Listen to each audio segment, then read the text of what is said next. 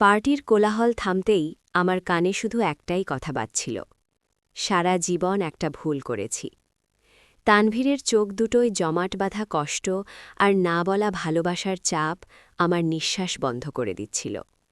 আরিফের সবচেয়ে কাছের বন্ধু তানভীর, যে কিনা আমার কাছেও ছিল পরিবারের মতো, সে আজ এমন এক সত্য উচ্চারণ করেছে যা আমার সাজানো পৃথিবীকে দুমড়ে মুচড়ে দিয়েছে। আমি স্তম্ভিত হয়ে শুধু জিজ্ঞেস করেছিলাম, কি ভুল? তার উত্তর আমার সমস্ত অস্তিত্বকে কাঁপিয়ে দিল। তোমাকে প্রথম দেখার দিনই ভালোবেসে ফেলেছিলাম, কিন্তু চুপ থেকেছি। আজ থেকে সেই চুপ ভাঙবে। হ্যালো বন্ধুরা, ঈশিতা ব্লগসে তোমাদের সবাইকে স্বাগতম। আশা করি তোমরা সবাই ভালো আছো। আজ আমি তোমাদের জন্য নিয়ে এসেছি এক অন্যরকম ভালোবাসার গল্প, যেখানে বন্ধুত্ব আর ভালোবাসার সীমানা এতটাই পাতলা যে এক ভূতেই সব ভেঙে চুরমার হয়ে যেতে পারে। গল্পটা শোনার সময় তোমাদের হেডফোন ব্যবহার করার অনুরোধ রইল, কারণ এর প্রতিটি শব্দ তোমাদের হৃদয়ে গেঁথে যাবে। আর হ্যাঁ, গল্পটা ভালো লাগলে অবশ্যই আমাদের চ্যানেলটি সাবস্ক্রাইব করে দিও, এমন আরও অনেক হৃদয়ে ছুঁয়ে যাওয়া গল্প শোনার জন্য। আরিফ আর আমার বিয়েটা হয়েছিল ভালোবাসার সাথে অনেকটা বোঝাপড়ার মিশেলে। ঢাকা বিশ্ববিদ্যালয়ে পড়াকালীন আমাদের পরিচয়, তারপর প্রেম। আরিফ ছিল সিভিল ইঞ্জিনিয়ারিংয়ের শেষ বর্ষের ছাত্র, আর আমি বাংলা সাহিত্যের। ওর সরলতা, ওর হাসি, ওর স্বপ্ন দেখার সাহস আমাকে মুগ্ধ করেছিল। আরিফ বলতো, সাদিয়া, আমি তোমাকে নিয়ে একটা সুন্দর বাড়ি বানাবো, যেখানে শুধু আমাদের ভালোবাসা আর হাসির শব্দ থাকবে। আমার চোখে তখন স্বপ্ন ঝলমল করত। বিয়ের পর আরিফ ঢাকার নামকরা এক কনস্ট্রাকশন ফার্মে যোগ দিল, আর আমি একটি বেসরকারি কলেজে বাংলা পড়ানোর চাকরি পেলাম। আমাদের ছোট সংসারে সুখের অভাব ছিল না। আরিফ ভীষণ ব্যস্ত থাকত, প্রায়ই গভীর রাত করে ফিরত, কিন্তু যখনই সময় পেত আমাকে নিয়ে ঘুরতে বের হতো। ঢাকার অলিগলিতে রিকশায় চড়ে আমাদের কত স্মৃতি। শাহবাগের বইমেলা থেকে শুরু করে বুড়িগঙ্গার ধারে সূর্যাস্ত দেখা, সব কিছুর মধ্যেই ছিল আমাদের ভালোবাসার ছোঁয়া। আমাদের জীবনের অবিচ্ছেদ্য অংশ ছিল তানভীর, আরিফের ছোটবেলার বন্ধু। সেই ক্লাস 5 থেকে তাদের বন্ধুত্ব। আরিফ বলতো, তানভীর শুধু আমার বন্ধু নয়, ও আমার আরেকটা অংশ, আমার সুখ দুঃখের সাক্ষী। তানভীর ছিল রাজশাহী বিশ্ববিদ্যালয়ের আর্কিটেকচার বিভাগের কৃতী ছাত্র। বর্তমানে সে নিজেও ঢাকার প্রতিষ্ঠিত একজন স্থপতি। আমাদের বিয়ের সময় তানভীরই ছিল আরিফের ডান হাত। বিয়ের কেনাকাটা থেকে শুরু করে অতিথি আপ্যায়ন, সব কিছুর দায়িত্ব সে নিজের কাঁধে তুলে নিয়েছিল। আমার মনে আছে, বিয়ের দিন সে সারা দিন ছুটে বেরিয়েছে, আর যখন আমি মণ্ডপে বসেছিলাম তখন এক পলকের জন্য আমাদের চোখাচোখি হয়েছিল। ওর চোখে তখন কী ছিল আমি ঠিক বুঝতে পারিনি। হয়তো সেটা ছিল বন্ধুত্বের উচ্ছ্বাস, অথবা হয়তো অন্য কিছু যা আমি তখন খেয়াল করিনি। তানভীর আমাদের বাসায় প্রায়ই আসত। আরিফ অফিসের কাজে ব্যস্ত থাকলে সে আমার সাথে গল্প করত, চা খেত, আমার লাইব্রেরিটা সাজিয়ে দিত, নতুন বই নিয়ে আসত। ওর রসবোধ ছিল প্রখর, যে কোনো কঠিন মুহূর্তকেও ও সহজ করে দিতে পারত। আমি ওর সাথে হাসতাম, গল্প করতাম, নিজের ছোট ছোট সমস্যাগুলো নিয়ে ওর সাথে আলোচনা করতাম। আমার মনে হতো তানভীর আমার একজন ভালো বন্ধু, যে আরিফের মতোই আমাকে বোঝে। চট্টগ্রাম থেকে আমার বাবা মা যখন আসতেন, তানভীর তাদের সাথে এমনভাবে মিশে যেত যেন সে আমাদের পরিবারেরই একজন। মা ওকে আদর করে আমার আরেক ছেলে বলে ডাকতেন। আমারও কখনো মনে হয়নি তানভীরের সাথে আমার সম্পর্ক বন্ধুত্বের গণ্ডি ছাড়িয়ে অন্য কোনো দিকে যাচ্ছে। সে ছিল নির্ভরতার প্রতীক, এক শান্ত আশ্রয়। আরিফও তানভীরকে নিয়ে গর্ব করত, সাদিয়া, দেখছো আমার বন্ধুটা কত ভালো, তোমার যে কোনো সমস্যায় ও আমার আগেই তোমার পাশে থাকবে। আমি হাসি মুখে সাই দিতাম। গত বছর আরিফের পদোন্নতি হল, সে এখন তার ফার্মের সিনিয়র প্রজেক্ট ম্যানেজার। আমরা একটা বড় পার্টির আয়োজন করেছিলাম ঢাকার একটি অভিজাত হোটেলে। সব বন্ধুবান্ধব, আত্মীয় স্বজন, অফিসের সহকর্মীরা এসেছিলেন। হল ভর্তি মানুষের কোলাহল, আলোর ঝলকানি, সুরের মূর্ছনা, সব মিলিয়ে এক উৎসব মুখর পরিবেশ। আমি শাড়ি পরেছিলাম, আরিফ স্যুট টাই। আমরা দুজনেই খুব খুশি ছিলাম। তানভীরও এসেছিল।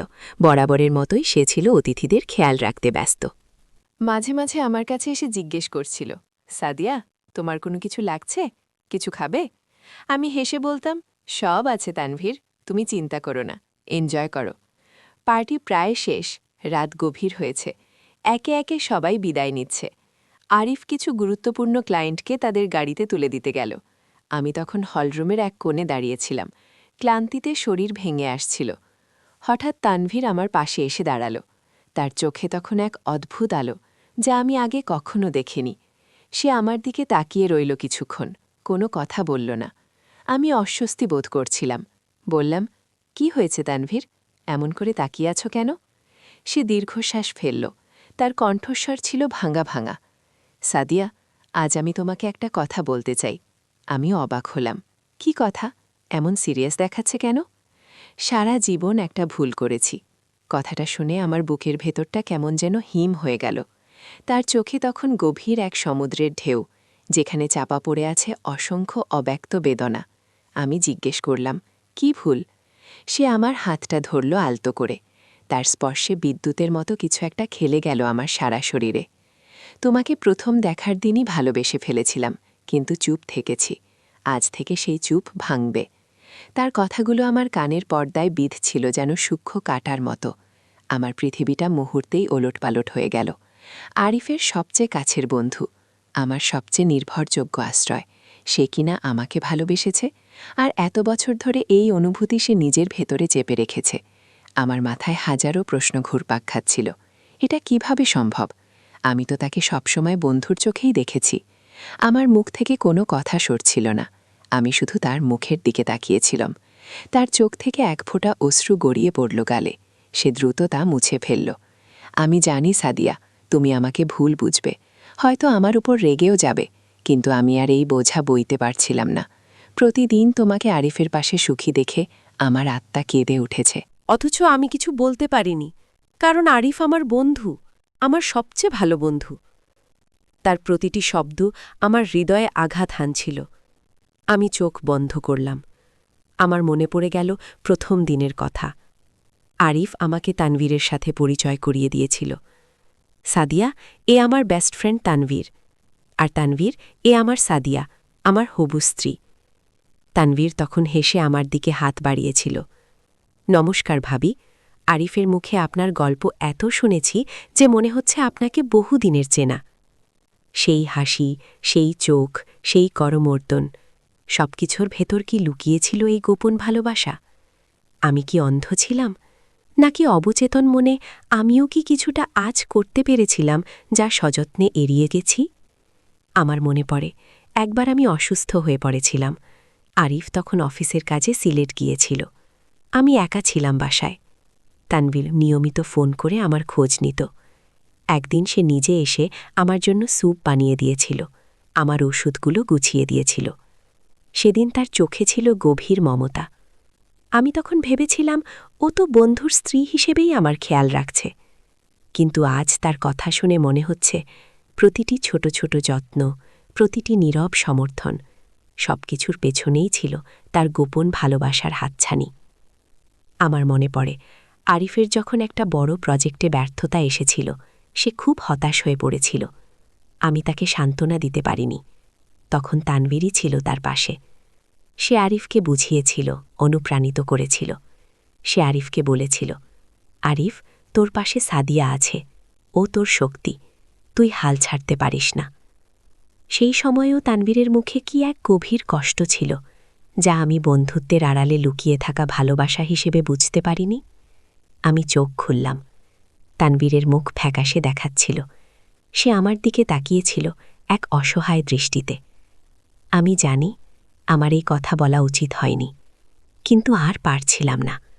তোমার চোখে আরিফের জন্য ভালোবাসা দেখলে আমার দম বন্ধ হয়ে আসত, অথচ আমি চুপ থাকতে বাধ্য ছিলাম। তানভীর, তুমি এটা কিভাবে করতে পারলে? আমার কণ্ঠস্বর কাঁপছিল। আরিফ তোমার বন্ধু, আর আমি তার স্ত্রী। তুমি আমাদের সাথে এমনটা করতে পারো না। আমি তোমার সাথে কিছু করতে চাই না সাদিয়া, সে শান্তস্বরে বলল। আমি শুধু আমার মনের কথাগুলো বলতে চেয়েছিলাম। আমার বুকের ওপর যে পাথর জমেছিল, সেটা নামাতে চেয়েছিলাম। আমার কোনো দাবি নেই, কোনো প্রত্যাশা নেই। আমি জানি তুমি আরিফকে ভালোবাসো, আর এটাই সত্যি, কিন্তু আমি তোমাকে ভালোবাসি, এটাও আমার সত্যি। এই সত্যিটা আর গোপন রাখতে পারলাম না। আমার মাথা ঘুরছিল। আরিফ যে কোনো মুহূর্তে ফিরে আসতে পারে। এই পরিস্থিতি আমার কল্পনারও অতীত ছিল। আমার স্বামী, যাকে আমি ভালোবাসি, যার সাথে আমার স্বপ্নের সংসার, তার সবচেয়ে কাছের বন্ধু আমাকে ভালোবেসেছে। আর এই ভালোবাসা একদিনের নয়, বহুদিনের। আমার বুকের ভেতর এক তীব্র অপরাধ বোধ জন্ম নিল। তানভীরের প্রতি নয়, বরং নিজের প্রতি। আমি কেন বুঝতে পারিনি? আমি কি এটাই উদাসীন ছিলাম? আমার মনে পড়ে গেল, একবার আমরা ৩ জন মিলে কক্সবাজার গিয়েছিলাম। আরিফ অফিসের কাজে প্রায়ই ব্যস্ত থাকত, আর আমি আর তানভীর সমুদ্রের ধারে বসে সূর্যাস্ত দেখতাম।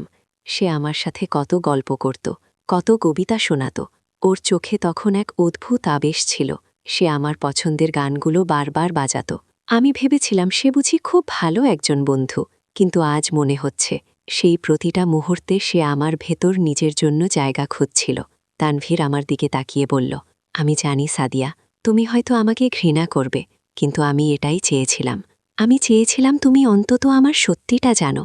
আমি আর এই মিথ্যা জীবন যাপন করতে পারছিলাম না। আমার চোখে জল এসে গেল। আমি জানতাম না কি বলবো।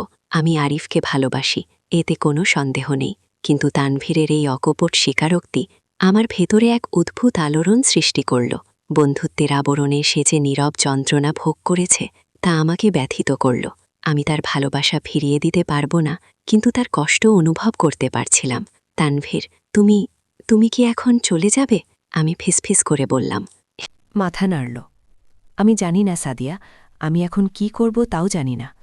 আমার শুধু মনে হচ্ছে এই কথাটা বলার পর আমি অন্তত মুক্ত হতে পেরেছি। এখন বাকিটা তোমার হাতে। তুমি চাইলে আমাকে তোমার জীবন থেকে সরিয়ে দিতে পারো, আমি কিছু মনে করব না। আমার মনে পড়ে গেল আরিফ ফিরে আসছে। তার গাড়ির হেডলাইটের আলো হোটেলের প্রবেশপথে দেখা যাচ্ছিল। আমার বুকের ভেতর থুকফুক করছিল। আমি তানভীরের দিকে তাকালাম। তার মুখে তখন এক গভীর বিষাদের ছাপ। সে বুঝেছিল আরিফ আসছে। তানভীর, এখন নয়, আমি দ্রুত বললাম। আমি তোমার সাথে পরে কথা বলবো, প্লিজ এখন যাও। সে আমার দিকে আর একবার তাকালো, তারপর মাথা নিচু করে দ্রুত হলরুম থেকে বেরিয়ে গেল। তার হেঁটে যাওয়ার প্রতিটি পদক্ষেপে ছিল এক অসহায় বিদায়ের সুর। আরিফ আমার কাছে এসে বলল, কি ব্যাপার সাদিয়া, তুমি এখানে একা দাঁড়িয়ে আছো কেন? তানভীর কোথায়? আমি আরিফের দিকে তাকালাম। তার মুখে তখন আনন্দের ছাপ। সে আমার দিকে হাত বাড়িয়ে দিল। চলো, আমরাও এবার বাড়ি যাই, অনেক রাত হলো।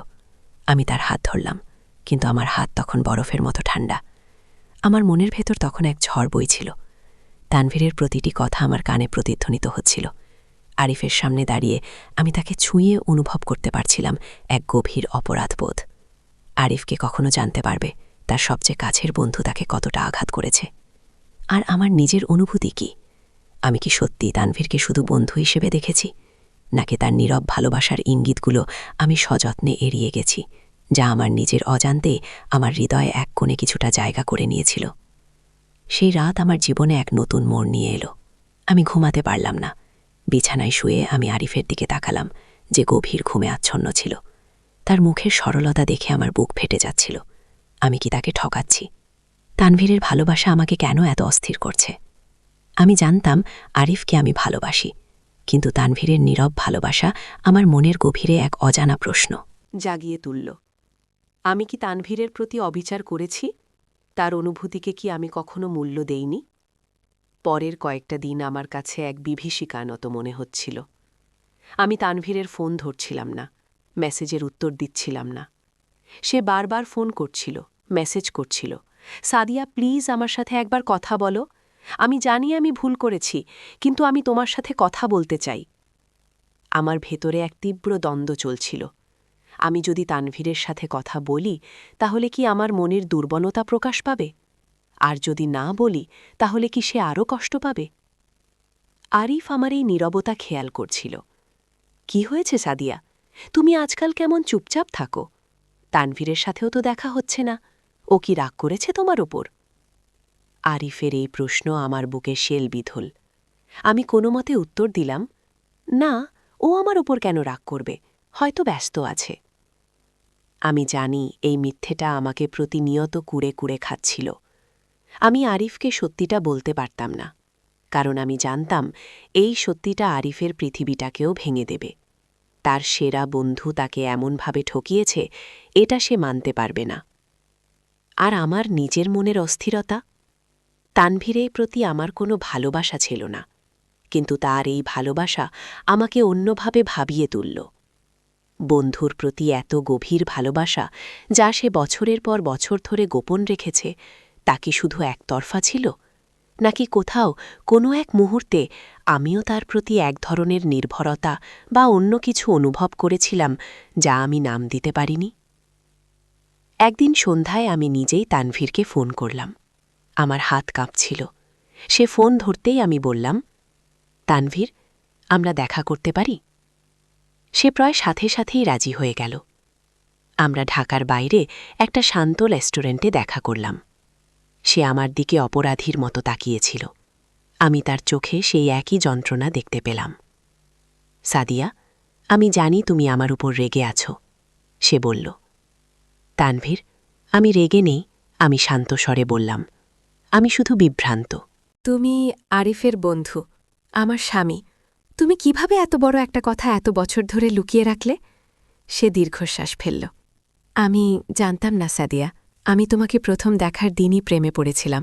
তোমার হাসি, তোমার কথা বলার ধরন, তোমার সরলতা সবকিছু আমাকে মুগ্ধ করেছিল। কিন্তু আরিফ তোমাকে ভালোবাসত, আর আমি আরিফের বন্ধু। আমার পক্ষে এটা মেনে নেওয়া ছাড়া আর কোনো উপায় ছিল না। আমি ভেবেছিলাম সময়ের সাথে সাথে সব ঠিক হয়ে যাবে, কিন্তু যতদিন গেছে ততই আমার ভালোবাসা আরও গভীর হয়েছে। তোমাকে আরিফের পাশে দেখে আমি খুশি হতাম, আবার আমার ভেতরে এক তীব্র শূন্যতা অনুভব করতাম। তার কথা শুনে আমার চোখে জল এসে গেল। আমি জানতাম না কি বলবো। আমি তাকে কোনো মিথ্যা আশা দিতে পারতাম না। আমি আরিফকে ভালোবাসি, আর আমাদের সম্পর্কটা আমি ভাঙতে চাই না।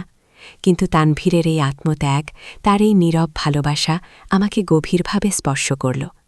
তানভীর, আমি দুঃখিত, আমি বললাম। আমি তোমাকে ভালোবাসি না, অন্তত সেই অর্থে নয়। আমি আরিফকে ভালোবাসি, আর আমাদের সম্পর্কটা আমি কোনোভাবেই নষ্ট করতে চাই না। সে মাথা নিচু করল।